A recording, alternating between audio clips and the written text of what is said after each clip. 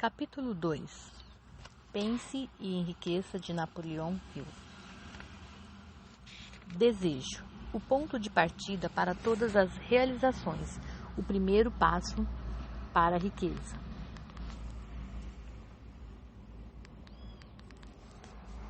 Quando Edwin C. Barnes desceu do trem de carga em Orange, Nova Jersey, há mais de 30 anos, ele pôde até ter parecido um vagabundo, mas seus pensamentos eram de um rei. Enquanto caminhava dos trilhos do trem até o escritório de Thomas Edison, sua mente estava a todo vapor. Ele se viu de pé, em frente a Edison, ouviu-se pedindo a Edison uma oportunidade para pôr em prática a obsessão que consumia toda a sua vida, o desejo ardente de virar sócio do grande inventor.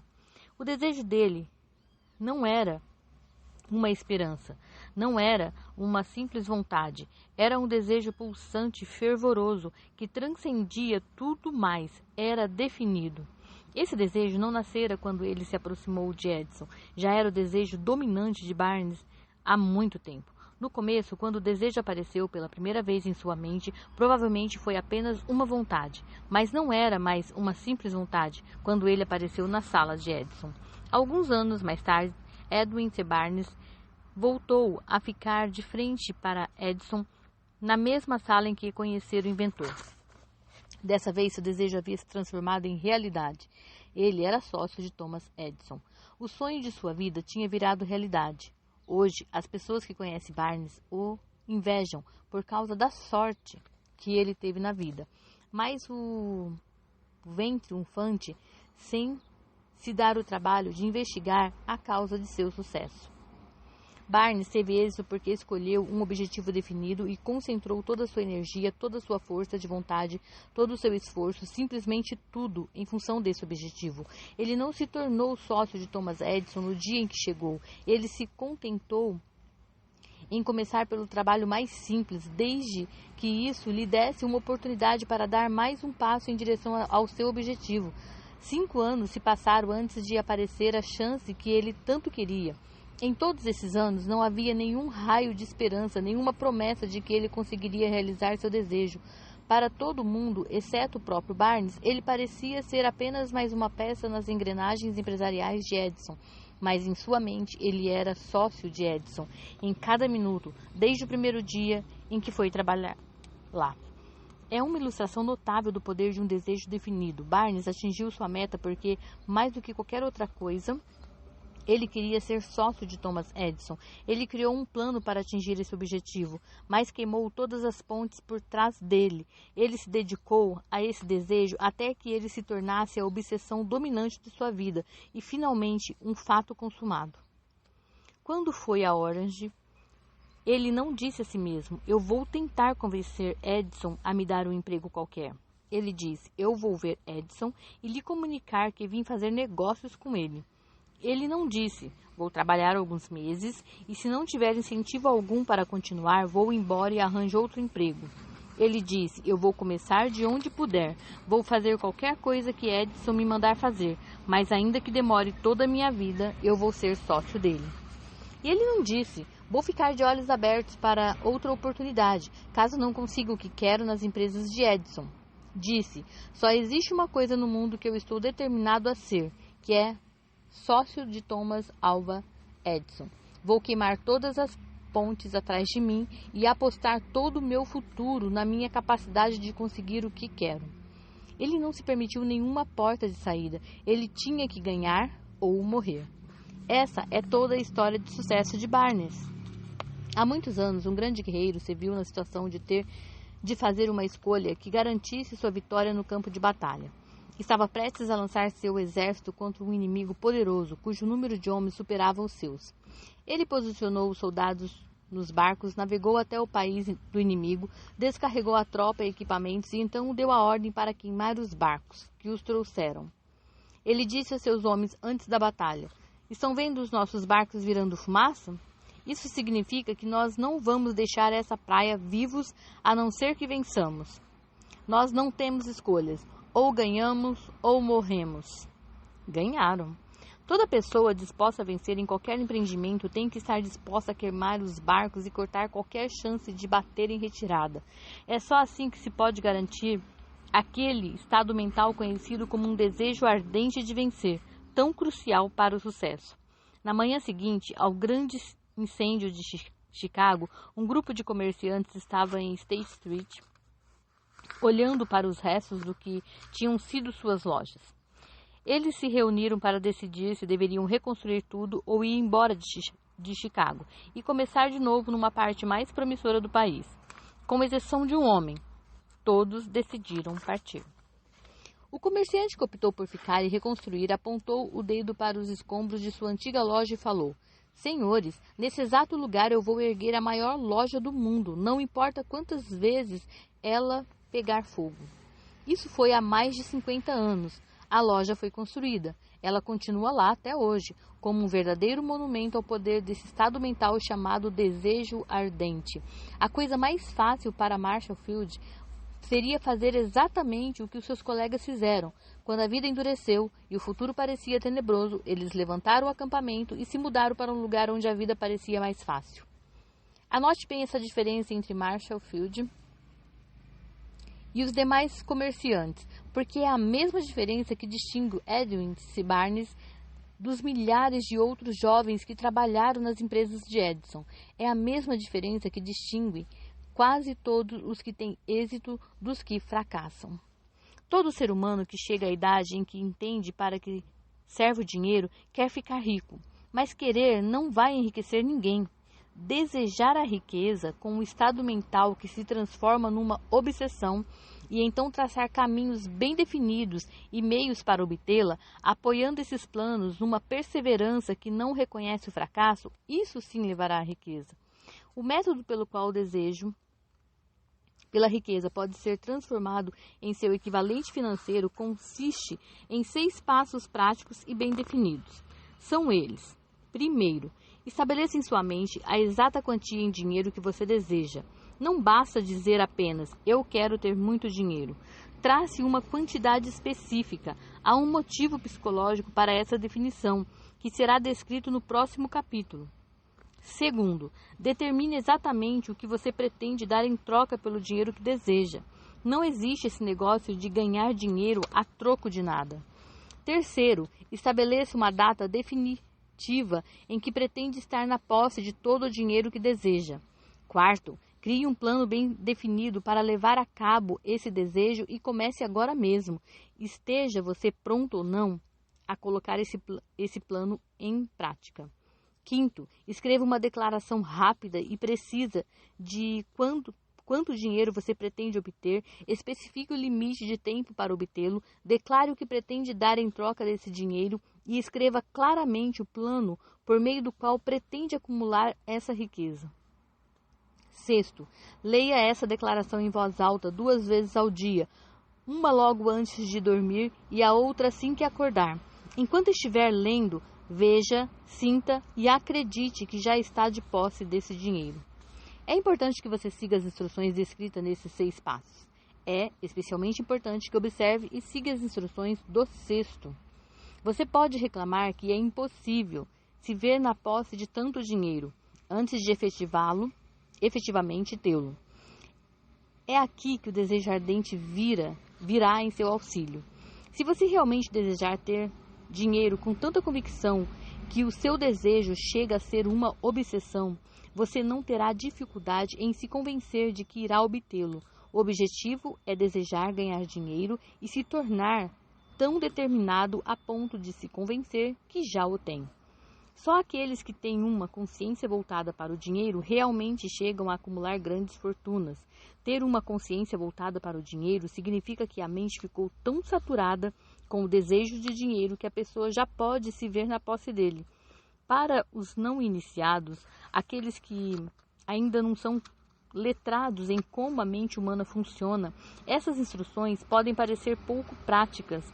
A todos aqueles que não reconhecem o quanto esses 6 passos são importantes, pode ajudar a saber que essa informação foi recebida de Andrew Carnegie. Ele começou a vida como um simples operário numa siderúrgica, mas conseguiu apesar de sua origem muito humilde, fazer com que esses princípios lhe valessem uma fortuna de muito mais de 100 milhões de dólares. Talvez também ajude saber que os 6 passos aqui recomendados foram cuidadosamente analisados pelo falecido Thomas Edison, que concedeu seu selo de aprovação, considerando-os não só fundamentais para a acumulação de dinheiro, como também para se atingir qualquer objetivo definido. Veja que esses passos não exigem trabalho duro, não exigem sacrifícios, não exigem que alguém se torne um crente ou se exponha ao ridículo. Colocá-los em prática não exige grande educação, mas a aplicação efetiva desses 6 passos exige imaginação suficiente para permitir que alguém veja e compreenda que a acumulação de dinheiro não pode ser deixada a sabor da sorte. É preciso perceber que todos aqueles que acumularam grandes fortunas primeiro sonharam um bocado, desejando, esperando, ansiando e planejando, antes de ganhar o dinheiro. É bom também já ir sabendo logo de cara que você nunca acumulará vastas quantidades de dinheiro a não ser que efetivamente fique fervendo de vontade de ganhar dinheiro e tenha a firme certeza de que irá possuí-lo. Também vale a pena saber que todo grande líder, dos primórdios da civilização até hoje, sempre foi um sonhador. O cristianismo é o maior poder potencial do nosso mundo, porque seu fundador era um sonhador intenso, dotado da visão e da imaginação para ver realidades mentais e espirituais antes que se manifestassem no mundo físico. Se você nunca conseguiu imaginar ter uma grande fortuna, nunca poderá vê-la em sua conta bancária. Nunca, em toda a história dos Estados Unidos, houve oportunidades tão grandes para os sonhadores práticos como as que existem hoje. O colapso econômico de 6 anos reduziu a maioria das pessoas basicamente ao mesmo nível. Portanto, uma nova corrida está prestes a começar. Isso significa que há um potencial para grandes fortunas serem acumuladas nos próximos 10 anos. As regras da corrida podem ter mudado porque hoje nós vivemos num mundo que favorece a massa. As pessoas que tiveram pouca ou nenhuma chance de viver nas condições que havia na época da depressão, quando o medo paralisou o crescimento e o desenvolvimento. Aqueles que estão na corrida para a riqueza devem se sentir motivados a saber que o novo mundo em que vivemos está pedindo novas ideias, novas maneiras de se fazer as coisas, novos líderes, novas invenções, novos métodos de ensino, novos métodos de marketing, novos livros, nova literatura, novos programas de rádio, novas ideias de filmes. Por trás de toda a demanda de coisas novas e melhores há uma qualidade que uma pessoa tem que ter para ganhar, que é um objetivo definido, o conhecimento do que se quer e um desejo ardente de conquistar. A depressão econômica marcou o fim de uma era e o surgimento de outra. O novo mundo pede sonhadores práticos que podem pôr seus sonhos em ação e, de fato, os põem. Os sonhadores práticos foram e sempre serão os que lançam os padrões da civilização. Nós que desejamos acumular riqueza devemos nos lembrar que os verdadeiros líderes do mundo sempre foram pessoas que utilizaram e puseram em prática as forças intangíveis e invisíveis das oportunidades que ainda não nasceram e que converteram essas forças ou impulsos de pensamento em arranha-céus, cidades, indústrias, aviões, automóveis e todo tipo de conveniências que tornam a vida mais agradável. A tolerância e uma mente aberta são as necessidades práticas dos sonhadores dos dias atuais. Aqueles que têm medo de novas ideias estão condenados ao fracasso antes mesmo de começar. Nunca houve um momento tão promissor para os pioneiros do que o atual. É verdade que o Velho Oeste não está mais aí para ser conquistado, como no tempo das caravanas, mas há todo um mundo industrial, financeiro e comercial para ser remodelado e redirecionado em novas e melhores linhas. Quando planejar adquirir sua parte dessa riqueza, não permita que ninguém lhe influencie a fazer chacota dos sonhadores. Para ganhar o pote do ouro, nesse novo mundo é preciso se encher do mesmo espírito dos pioneiros do passado, cujos sonhos deram à civilização tudo de mais valioso, o espírito que serve como um verdadeiro sangue do nosso país, nossa oportunidade de desenvolver nossos talentos e colocá-los no mercado. Não vamos nos esquecer de que Cristóvão Colombo sonhou com um mundo desconhecido. Apostou a própria vida neste mundo e o descobriu. Copérnico, o grande astrônomo, sonhou com mundos múltiplos e os revelou. Ninguém disse para ele era pouco prático depois que ele triunfou. Muito pelo contrário, o mundo o colocou num pedestal, provando mais uma vez que o sucesso não precisa de desculpas e o fracasso não permite álibis. Se o que você quiser fazer for correto e você realmente acreditar no seu projeto, vá em frente e faça. Põe o seu sonho em ação e não se importe com o que os outros irão dizer se você se deparar com derrotas temporárias, porque provavelmente os outros não sabem que todo fracasso traz em si a semente de um sucesso correspondente. Henry Ford, que era pobre e possuía pouca educação, sonhou com uma carruagem sem cavalos e partiu para trabalhar com as ferramentas de que dispunha, sem esperar que uma oportunidade viesse bater à sua porta, e agora a prova de seu sonho é visível no mundo inteiro. Thomas Edison sonhou com uma lâmpada elétrica, começou de onde estava para colocar seu sonho em prática e, apesar de 10.000 fracassos, perseguiu seu sonho até torná-lo realidade. Os sonhadores práticos não desistem. Whelan sonhava em montar uma rede de charutarias, pôs o seu sonho em ação e hoje United Cigar Stores ocupam as melhores esquinas dos Estados Unidos. Lincoln sonhava com a liberdade para os escravos, colocou seu sonho em ação e por pouco não viveu para ver o Norte e o Sul unidos para traduzir seu sonho em realidade. Os irmãos Wright sonhavam com uma máquina que conseguisse voar. Agora se pode ver pelos exemplos no mundo inteiro que seus sonhos valeram a pena. Marconi sonhava com um sistema que explorasse as forças intangíveis do éter. As provas de que ele não sonhou em vão podem ser vistas em qualquer aparelho de rádio no mundo. Além disso, o sonho de Marconi colocou lado a lado a cabana mais humilde com a residência mais esplendorosa. Fez com que os povos de todos os países se tornassem vizinhos. Deu ao presidente dos Estados Unidos um meio pelo qual ele poderia se dirigir a todas as pessoas do país de uma vez só, sem planejar com muita antecedência.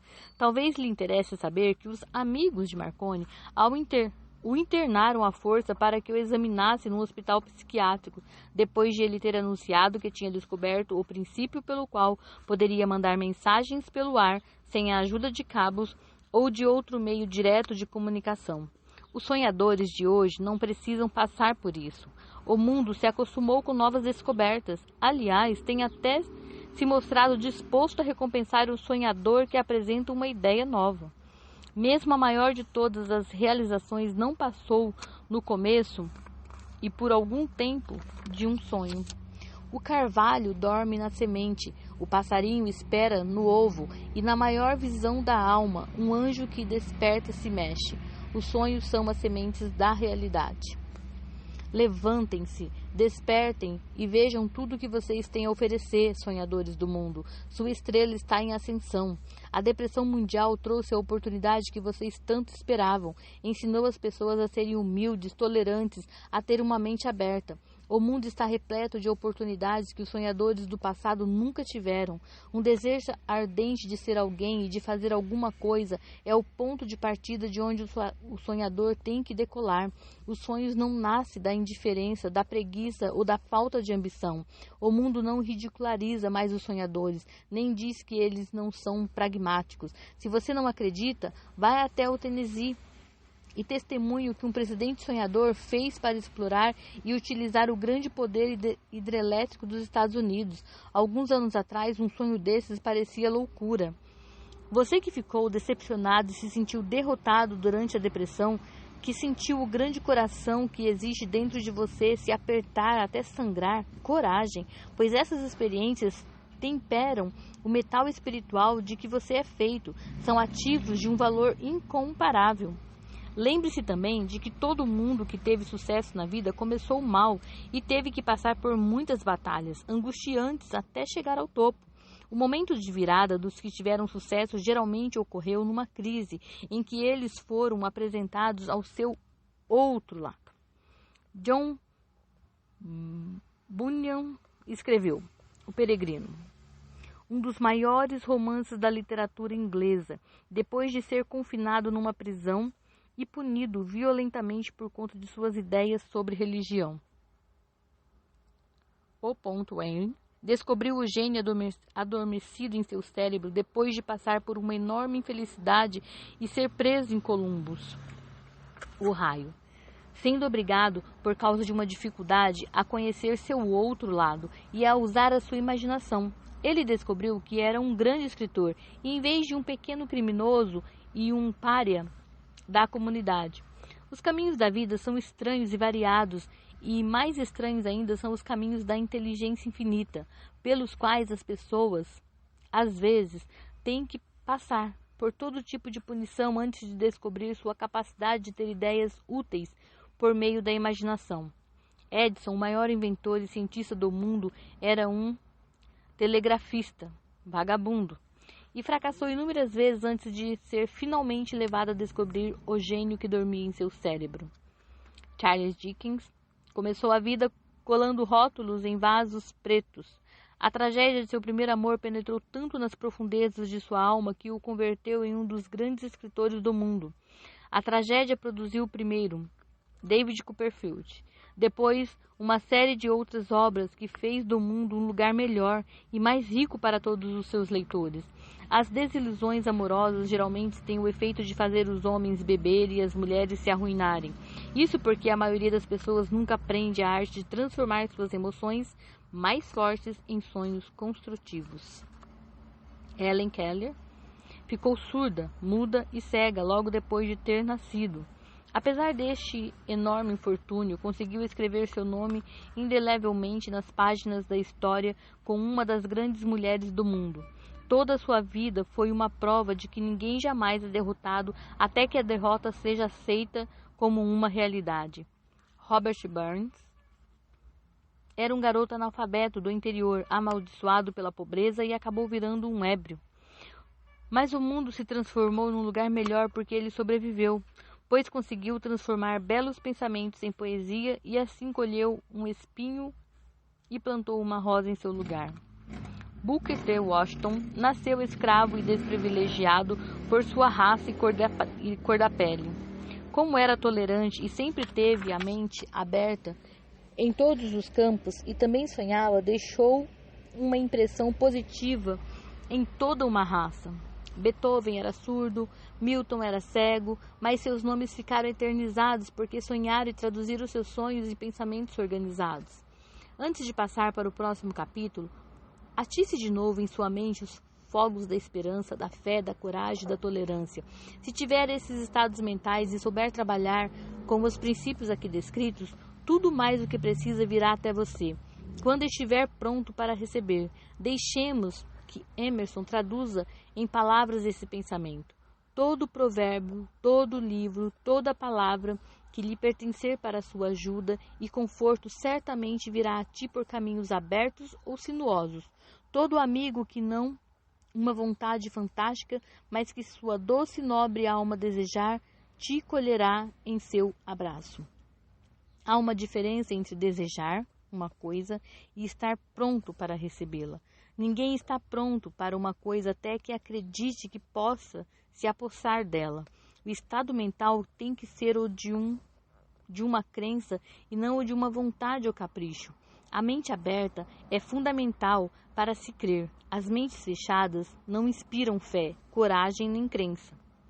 Lembre-se de que não é preciso mais esforço para mirar alto na vida, pedir abundância e prosperidade do que o esforço necessário para aceitar a tristeza e a pobreza. Um grande poeta traduziu corretamente essa verdade universal nos seguintes versos. Eu barganhava com a vida cada centavo, e a vida não dava mais do que eu pedia, por mais que eu lhe implorasse de noite, quando contava meus recursos parcos. Pois a vida é uma patroa justa, que dá o que pedires. Mas quando disseres seu salário, terás que aguentar este fardo. Eu trabalhei por um salário miserável, só para descobrir numa tristeza inenarrável que qualquer provento que eu pedisse da vida, ela teria pago de bom grado. O desejo supera até mesmo a mãe natureza. Como clímax apropriado para este capítulo, gostaria de apresentar uma das pessoas mais incomuns que já conheci. A primeira vez que o vi foi há 24 anos, minutos depois dele ter nascido. Veio ao mundo sem qualquer sinal físico de que tivesse orelhas. E quando pressionei o médico, ele confessou que a criança poderia ser surda e muda pelo resto da vida. Desafiei a opinião do médico. Eu tinha esse direito, porque era o pai do bebê. Eu também cheguei a uma conclusão e formulei uma opinião, porém silenciosamente no segredo do meu coração. Decidi que meu filho falaria e ouviria. A natureza podia ter me mandado uma criança sem orelhas, mas a natureza não poderia me obrigar a aceitar a realidade daquela deficiência. Na minha cabeça, eu sabia que meu filho ouviria e falaria. Como? Eu sabia que haveria um jeito e sabia que eu haveria de encontrá-lo. Pensei nas palavras do imortal Emerson. Todo o curso das coisas nos ensina a ter fé. Nós só temos que obedecer.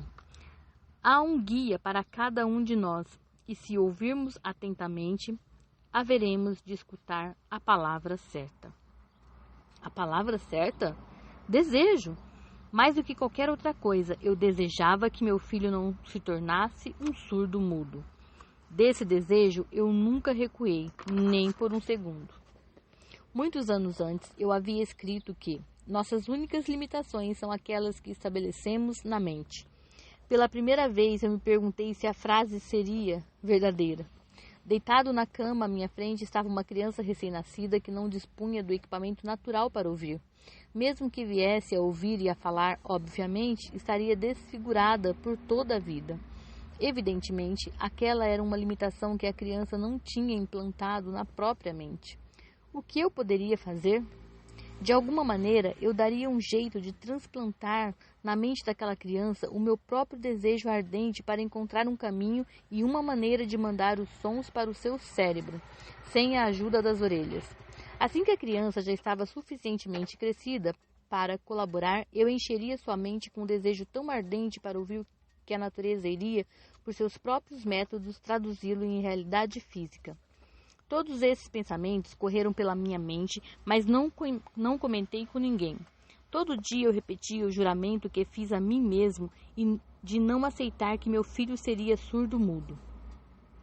Quando ele cresceu e começou a observar as coisas à sua volta, percebemos que ele podia ouvir um pouquinho. Quando chegou a idade em que as crianças normalmente começam a falar, ele não tentou, mas dava para ver que conseguia ouvir baixinho alguns sons. Era tudo o que eu precisava saber.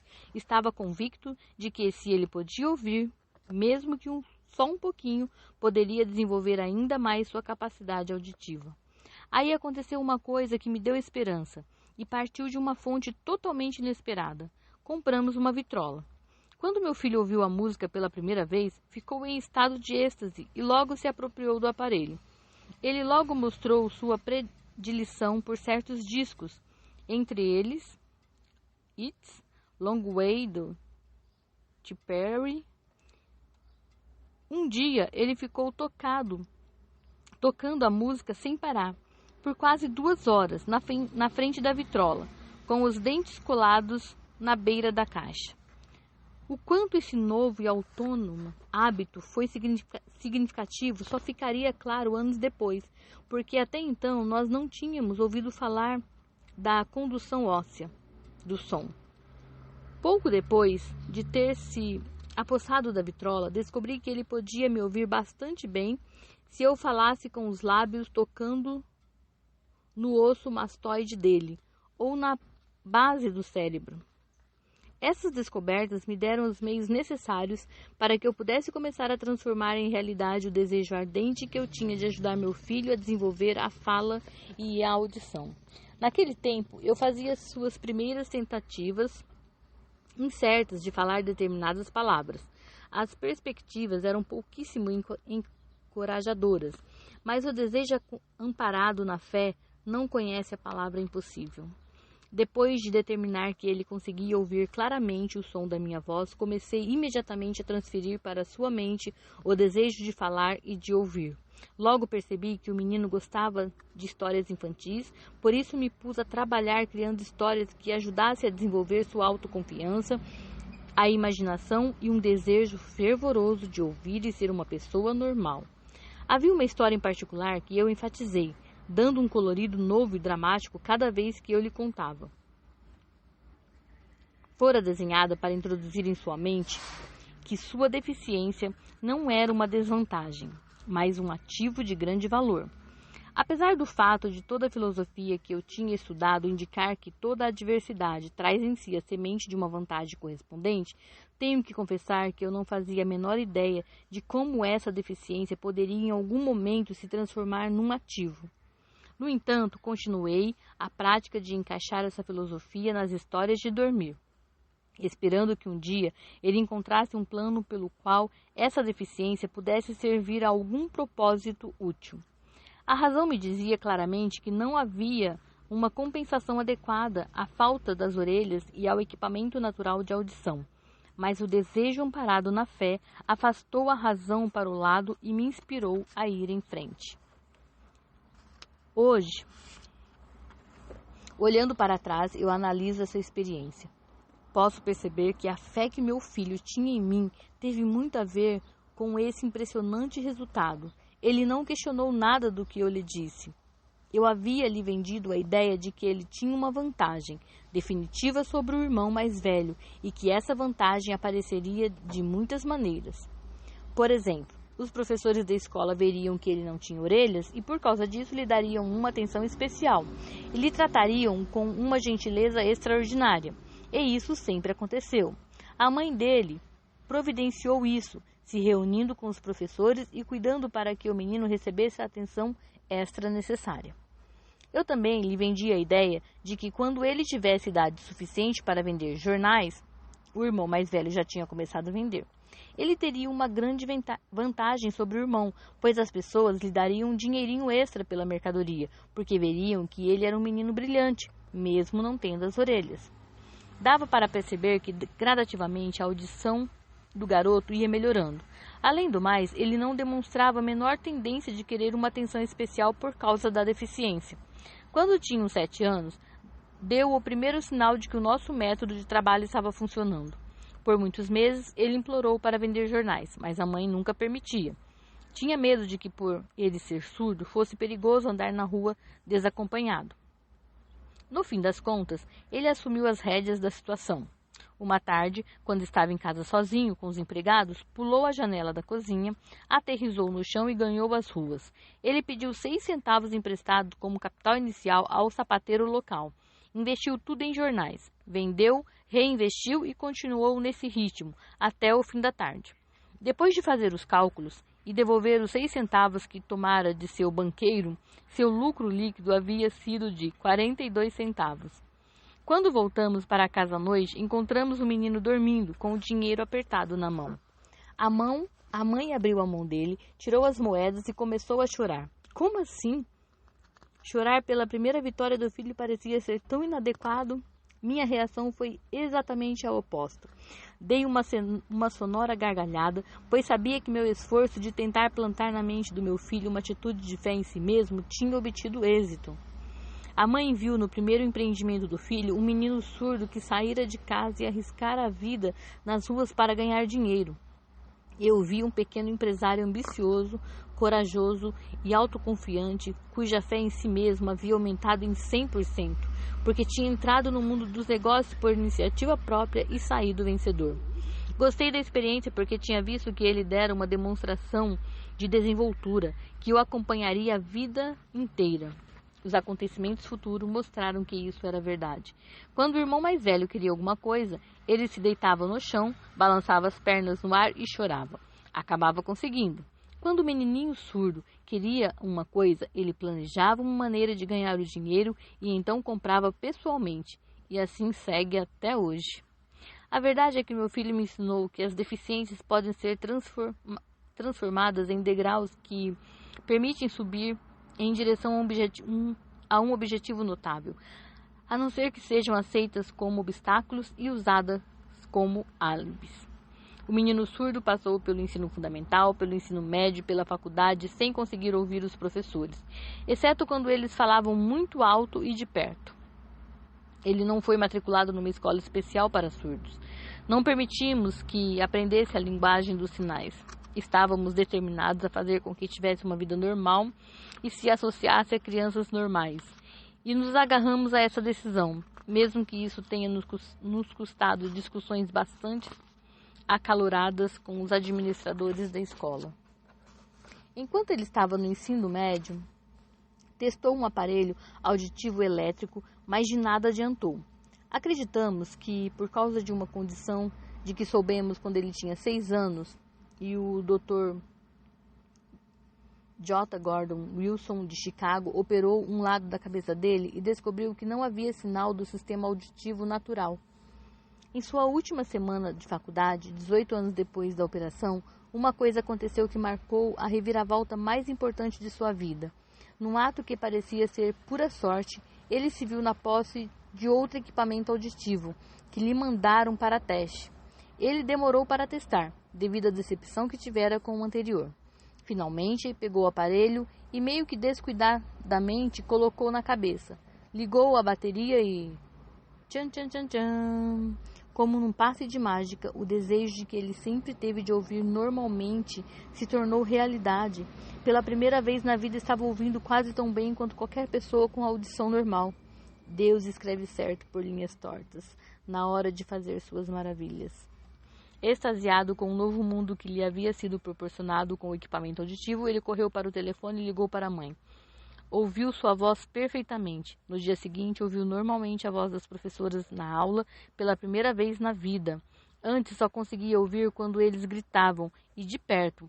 Ele ouviu o rádio, ouviu os filmes falados. Pela primeira vez na vida, podia conversar normalmente com as pessoas sem necessidade de elas falarem alto. Ele realmente havia se apoderado de um novo mundo. Nós havíamos nos recusado a aceitar o erro da natureza e, através de um desejo persistente, havíamos obrigado a natureza a corrigir o tal erro pelo único meio prático disponível. O desejo tinha começado a pagar dividendos, mas a vitória ainda não estava completa. O garoto ainda tinha que encontrar uma maneira prática de transformar sua deficiência num ativo equivalente. Mal percebendo a importância do que já tinha sido alcançado, mas inebriado de alegria pelo mundo novo, cheio de sons que havia descoberto, ele escreveu uma carta ao fabricante do equipamento auditivo e descreveu entusiasticamente sua experiência.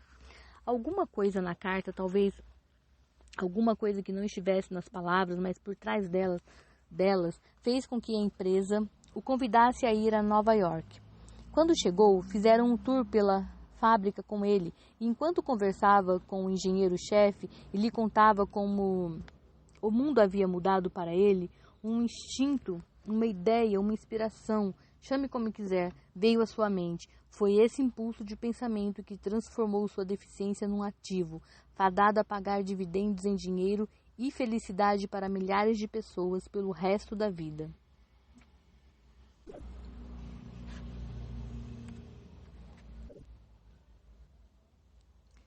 O resumo básico daquele impulso de pensamento foi o seguinte: ocorreu-lhe que poderia ser útil para milhões de pessoas surdas que passam a vida sem o benefício de um equipamento auditivo, se conseguisse encontrar uma maneira de lhes contar a história de como seu mundo mudou.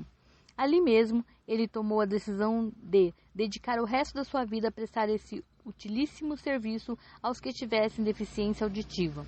Por um mês inteiro, ele se dedicou a uma pesquisa intensiva na qual analisou todo o sistema de marketing do fabricante do equipamento auditivo e criou maneiras de se comunicar com os deficientes auditivos no mundo inteiro, com o objetivo de compartilhar esse novo mundo modificado.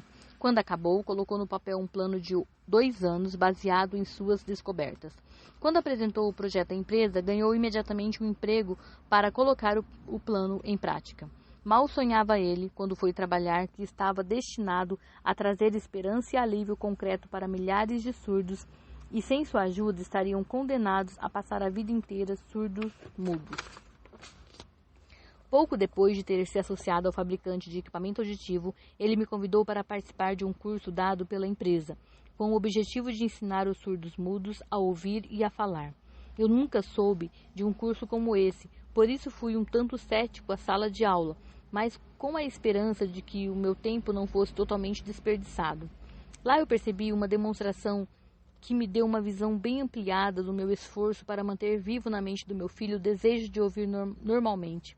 Vi surdos-mudos receberem aulas reais para ouvir e falar, pela aplicação do mesmo e exato princípio que eu havia usado, mais de 20 anos antes, para evitar que meu filho se tornasse surdo-mudo. E assim, por uma estranha volta da roda da fortuna, meu filho Blair e eu fomos destinados a ajudar na correção da surdez e da mudez, porque somos os únicos seres humanos, tanto quanto eu saiba, que provamos definitivamente o fato de que a surdez e a mudez podem ser corrigidas, a ponto de dar vida normal a quem sofre da deficiência. Ajudou uma pessoa e ajudará muitas outras. Pessoalmente, não tenho dúvida de que Blair teria sido surdo-mudo a vida inteira se a mãe e eu não tivéssemos moldado a mente dele do jeito que nós moldamos. O médico que cuidou do parto nos disse, reservadamente, que o menino talvez nunca viesse a ouvir ou falar. Algumas semanas atrás, esse médico, um renomado especialista nesse tipo de caso, examinou Blair em detalhes. Ele ficou impressionado quando viu como meu filho ouvia e falava bem e disse que, pelos exames, teoricamente, o menino não deveria ser capaz de escutar nada. Mas o menino ouve, apesar das chapas de raio-x mostrarem que não há qualquer abertura no crânio conectando as orelhas com o cérebro. Quando, com aquele impulso, fiquei inculcando nele o desejo de que iria ouvir, falar e viver como uma pessoa normal, alguma influência estranha fez com que a natureza construísse uma ponte e derrubasse o oceano de silêncio entre o cérebro dele e o mundo exterior, por algum meio que nem os maiores especialistas foram capazes de interpretar. Seria um sacrilégio sequer tentar imaginar como a natureza operou esse milagre. Seria imperdoável se eu deixasse de contar ao mundo o máximo que eu pudesse do humilde papel que desempenhei nessa experiência estranha. É meu dever, é meu privilégio dizer que acredito, não sem razão, que nada é impossível para a pessoa que ampara o desejo com uma fé persistente. O fato é que um desejo ardente tem maneiras engenhosas de se transformar no seu correspondente físico. O Blair desejava ter uma audição normal, e tem. Ele nasceu com uma deficiência que poderia tranquilamente ter feito alguém com um objetivo menos definido ir para a rua com alguns lápis na mão e uma xícara para pedir esmolas. Mas hoje essa deficiência promete servir como meio pelo qual podemos prestar um serviço útil para muitos milhões de pessoas que ouvem com dificuldade e também dá a Blair um emprego útil e uma remuneração adequada para o resto da vida. As mentirinhas brancas que eu depositei em sua mente quando ele era criança, levando-o a acreditar que aquela deficiência um dia viraria um grande ativo que ele poderia capitalizar, acabaram se justificando. O fato é que não há nada, certo ou errado, que uma crença com um desejo intenso não possa materializar. Essas qualidades são acessíveis a qualquer um.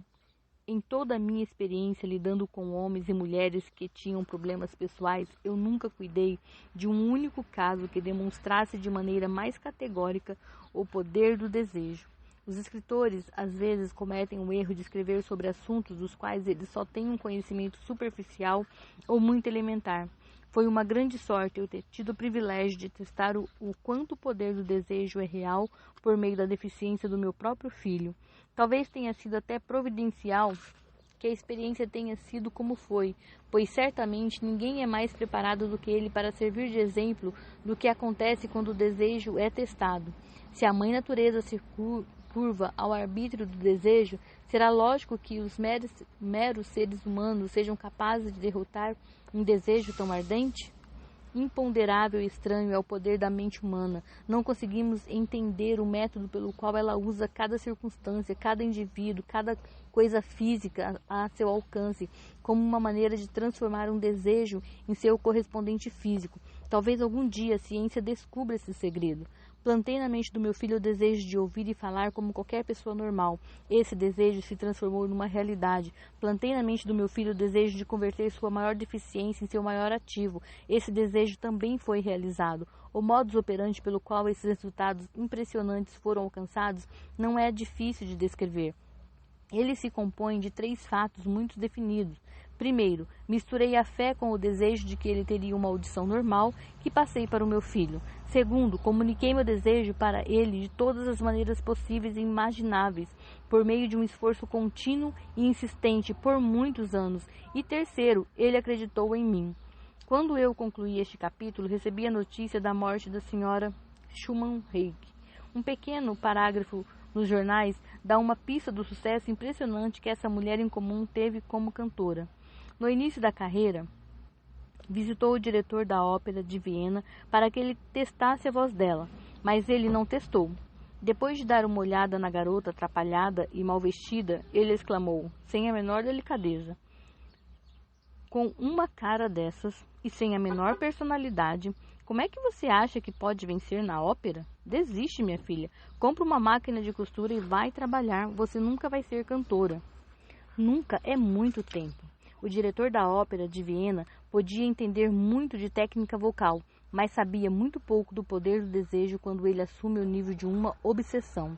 Se conhecesse mais desse poder, jamais teria cometido o erro de desprezar uma gênia, sem ter lhe dado ao menos uma oportunidade. Há alguns anos, um dos meus sócios ficou doente. Com o passar do tempo, foi ficando pior e finalmente foi internado para ser operado. Pouco antes de entrar na sala de cirurgia, olhei para ele e me perguntei como alguém tão magro e tão esquálido poderia passar por uma cirurgia grande e sair vivo. O médico me avisou que havia pouca chance de eu voltar a vê-lo com vida, mas era só a opinião do médico, não a do paciente. Pouco antes de ser levado, ele murmurou debilmente: não se preocupe, chefe, eu vou sair daqui há alguns dias. A enfermeira que cuidava dele olhou para mim com pena, mas o paciente realmente conseguiu sair vivo da mesa de cirurgia. Quando tudo acabou, o médico disse: a única coisa que o salvou foi o desejo de viver. Ele nunca teria sobrevivido se não tivesse se recusado a aceitar a possibilidade da morte. Eu acredito no poder do desejo apoiado na fé, porque vi esse poder erguer homens que começaram lá de baixo a posições de grandeza, riqueza e poder. Vi-o tirar muita gente do buraco. Vi-o servir de meio para homens conseguirem dar a volta por cima depois de serem derrotados centenas de vezes. Vi-o proporcionar ao meu próprio filho uma vida normal, feliz e bem-sucedida, mesmo com a natureza o tendo mandado ao mundo sem as orelhas. Como é possível explorar e utilizar o poder do desejo? É o que este e os demais capítulos deste livro vão responder. Esta mensagem está sendo enviada ao mundo no fim da maior e talvez a mais devastadora depressão já vista nos Estados Unidos. É razoável acreditar que a mensagem chame a atenção de muitos que foram atingidos e feridos pela depressão. Os que perderam fortunas, os que perderam empregos e os inúmeros que precisam reorganizar seus planos e dar a volta por cima. A todos esses, quero dizer que todas as realizações, independentemente de qual sejam o propósito e a natureza, precisam começar com um desejo intenso e ardente, por alguma coisa definida. Por algum princípio estranho e poderoso de química mental que ela nunca divulgou, a natureza embrulha no impulso do desejo ardente aquele algo mais, que não reconhece a palavra impossível e não aceita o fracasso como uma realidade.